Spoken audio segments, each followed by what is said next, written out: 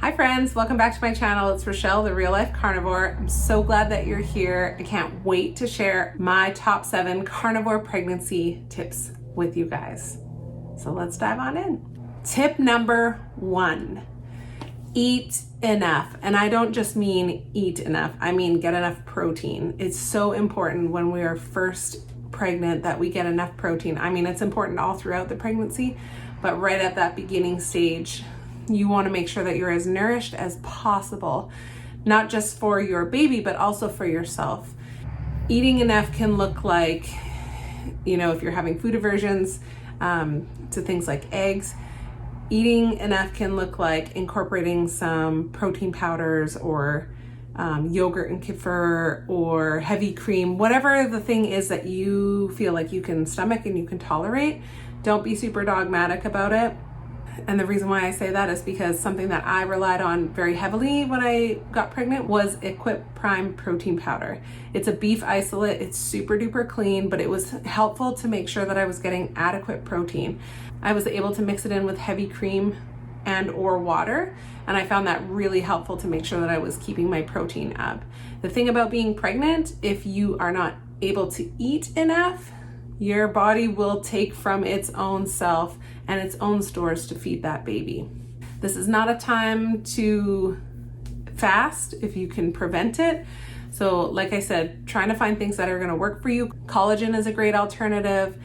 Bone broth is a great alternative. These are just little ways that you can get little amounts of protein in that are like soothing and gentle, especially if your nausea is all day long.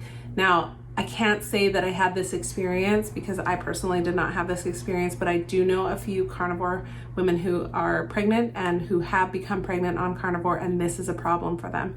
So I just want to level with you and just relate to you that I'm sorry that it sucks. I had one day of nausea that was like really kind of not cool, and I was like, oh my gosh. I went to my midwife and shared with her I hadn't had any symptoms up until that point, and it was time to have my progesterone checked anyway.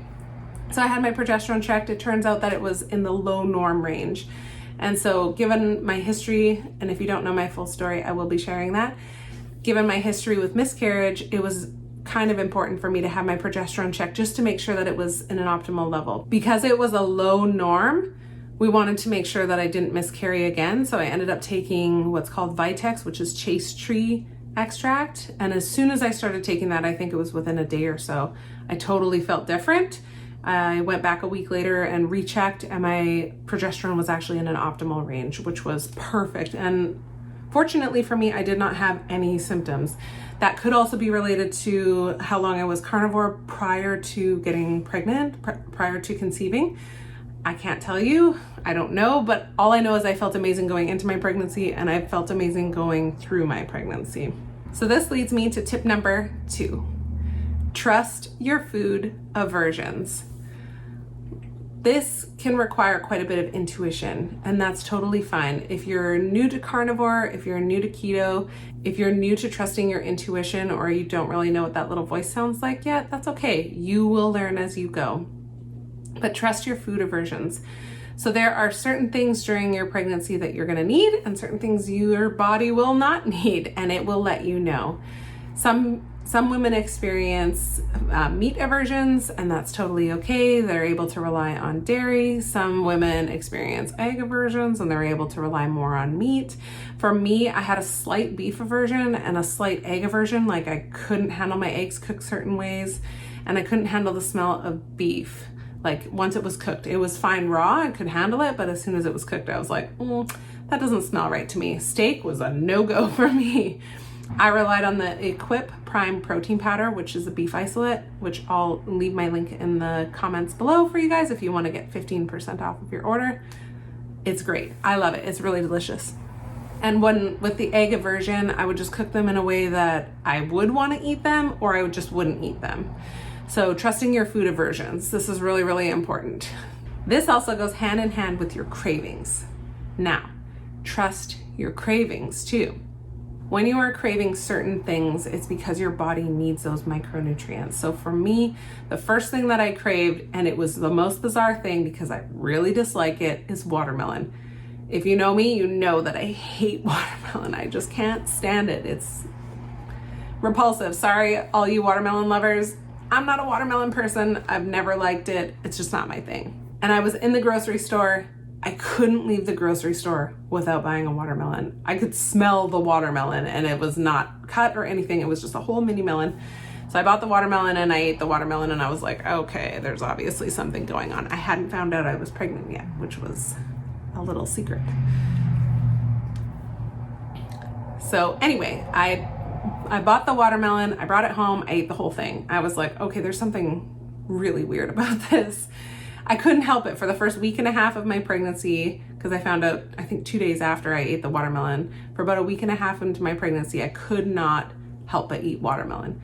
I didn't feel very good when I was eating it because I'm not used to that amount of sugar, but I ate it because my body was craving it, and I literally just couldn't go without it, kind of thing. That food craving ended up turning into a tomato craving, which is really interesting because tomatoes and watermelon both have lycopene, which is a very critical micronutrient for fetal development. So I'm not surprised that I was craving that. I probably just needed a little extra, which is why my body was craving tomatoes and watermelon. The tomato craving only lasted maybe a month or so, so it lasted quite a bit longer than the watermelon craving, but with the tomatoes it was nice because I did not get the hypoglycemic episodes where I got a sugar spike and a drop, because as a carnivore, I don't eat any sugar. My body just doesn't know what to do with it anymore because I've been sugar-free since November of 2022. Yeah, that's a whole other story, and I'll share that another time. If you guys want to hear about that, drop me a comment below. Trusting your cravings. This is really important. So if you are craving meat, eat the meat. So I craved chicken, and I'm not a chicken person either. It was so bizarre to me. I'm like, why am I craving chicken? This is so strange to me. But with the beef aversion, I was happy that there was another meat that I was able to eat. So I craved chicken, specifically chicken tenders, homemade chicken tenders, which I have a recipe for. You guys can check that out on my blog, reallifecarnivore.com/blog. They're so delicious, super easy to make too. Definitely worth checking out. Tip number 3, get adequate hydration and water in your body. Okay, when you get pregnant, your blood volume is going to double. Your kidneys are going to be working overtime, filtering all of that blood. And so you're going to want to make sure that you're prioritizing your water and hydration intake. So if you're someone who drinks maybe a liter of water a day, which is a quarter of a gallon, approximately a quarter gallon, you may want to increase that to 2. You may want to double it. If you're someone that drinks half a gallon or 2 liters, you may need to go to 3. Which is totally fine. You'll figure it out. If you're thirsty, drink water. It's really important for you to make sure that as your blood volume is increasing, that you're getting enough hydration so that way you're not getting dehydrated. You don't want to get puffy and swollen while you're going through this, especially if you're in a place where you're maybe having like the prenatal symptoms of like nausea, vomiting, and diarrhea. Those things can dehydrate you. So you want to make sure that you're focusing on getting enough water into your body to help with the filtration that's going on. A trick for you guys is to make sure that your urine is straw yellow colored. If it's clear, probably overhydrating. If it's really dark yellow, probably underhydrating. So it's just kind of a marker check for you. Straw yellow is kind of the golden color, if you will. This brings us to tip number 4. Managing your electrolytes. So with the blood volume being doubled, with a slight increase in drinking water and needing that hydration, you may find that your electrolytes go kind of wonky. So this can show up as muscle cramps, this can show up as additional fatigue, this can show up as a little bit of lethargy, this can show up in your digestion, maybe like as constipation. Using an electrolyte supplement can be really helpful. My favorite is Element Electrolytes. I like the raw unflavored one. It's actually very pleasant. I've tried a few, like I won't name names, but I've tried a few and they've been really awful tasting. And the Element raw unflavored is actually really delicious. I also get the flavored ones because my husband enjoys them and I make him homemade carnivore jello with it. If you guys want that recipe, it's also available on my website. So the importance of maintaining your electrolyte balance are to avoid things like muscle cramps, especially in your legs, because that is really common in pregnancy, It's also, if you live in a hot, humid environment like I do, where it was like 110 degrees for a week or longer, you're gonna wanna make sure that you're getting adequate electrolytes just to make sure that you're not getting all out of whack. You don't wanna put anything out of balance that you don't have to while you're pregnant. Tip number 5, get adequate rest. Now, this may be easier said than done for some of you, and this may be easier done than said for some of you. And I'm curious to know who of you has an easy time resting and who of you does not. I am someone who does not have an easy time resting. I'm a go, go, go person. When I wake up in the morning, I'm like a car on nitrous. I'm like, gone. And I'm off and running. I'm doing all the things. I have had to learn to slow down. So this is a really important tip. It's okay to slow down and rest. It's okay to have a nap if you need to have a nap. Now, I personally, during my first trimester, actually didn't have to nap daily. I was tired, but I wasn't tired enough where I felt I needed to nap daily. Some of you may feel that you need to nap daily. My thing was, I would get up in the morning, I would feel great. Right around that midday point, if I felt tired enough, then I would go and lie down and have a 20-30 minute nap. If I didn't, then I would just power through the rest of my day. However, I did notice that I needed to go to bed between 7 and 8 p.m., which is highly unusual for me. I'm normally like an 8:30, 9 p.m. person. So for me to want to go to bed between 7 and 8, I was like, okay, I need to listen to this. So make sure that you get adequate rest. Take your time. This leads us into tip number 6. So my 6th tip for you is to give yourself grace. Give yourself grace. You do not have to accomplish everything in a day. You do not have to commit to everything, to everyone, to every event. You are allowed to say no. And if you can't give yourself permission to say no, I am going to give you permission to say no. You have permission to say no to things. My husband teases me and says that pregnancy is the ultimate excuse for everything. So if there's an event coming up and you're not sure you want to go, you decide to go and then you want to leave early, you just say, hey, I'm not feeling it. I'm tired. I'm pregnant. I need my rest. People are so understanding. They're so compassionate. So be gentle with yourself. Give yourself grace. It's okay to relax. It's okay to chill out. It's okay to have nights at home where you just don't go and do anything. Do not beat yourself up about it. Lastly, my final tip number 7. This is a little counterintuitive to what we just talked about, with resting. While rest is very important because we are building a baby and our metabolism is revved up, we want to make sure that we're able to exercise. So if in your first trimester you're just that tired that you're not able to do it, don't push yourself.